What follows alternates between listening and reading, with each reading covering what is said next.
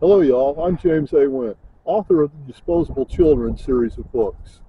Now, when I first began this series, pardon me here, I've got the youngest member of my family is kind of demanding some attention right now, aren't we, Booty? You got to kind of excuse him. He's only about a year old, still just a puppy. All right, go on. Behave. But anyway, as I was saying, when I first began this series of books, this was actually the book I was wanting to write, Disposable Children 2, Coming of Age. But as I began working on the project, I realized that without telling the backstory, this kind of lost some impact.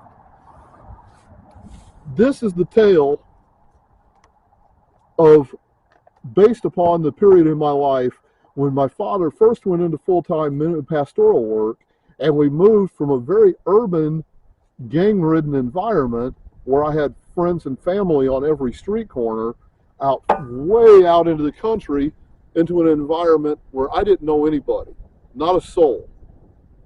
A very different social world, very different set of social rules. However, the one thing that I learned from my experience during this period of time in my life was that disposable children can be found everywhere. That it was a universal phenomenon, not one that was limited to the town where I grew up. In this tale, you'll find where my character in here, Anthony Banquin, runs into a group of desperate children that are being neglected by their parents and have moved out and taken over an abandoned house. This is a tale of corruption, wherein these kids, 13, 14-year-old kids just becoming teenagers, are forced to sell drugs for local corrupt police officials. This corruption eventually leads to a point to where several of these kids begin to die. And as the bodies begin to pile up, the local officials, the who's who, the principals, the police, the mayors, instead of looking at the real source of the problem, they wanted to blame the entire thing on the drugs themselves. The very drugs that these kids were being forced to sell by crooked police.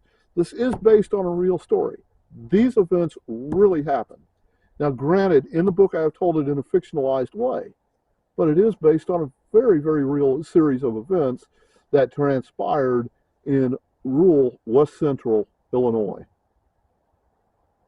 I hope you'll read it. This is a story that should not be forgotten, should not be erased by the sands of time. There are real lessons here for all of us.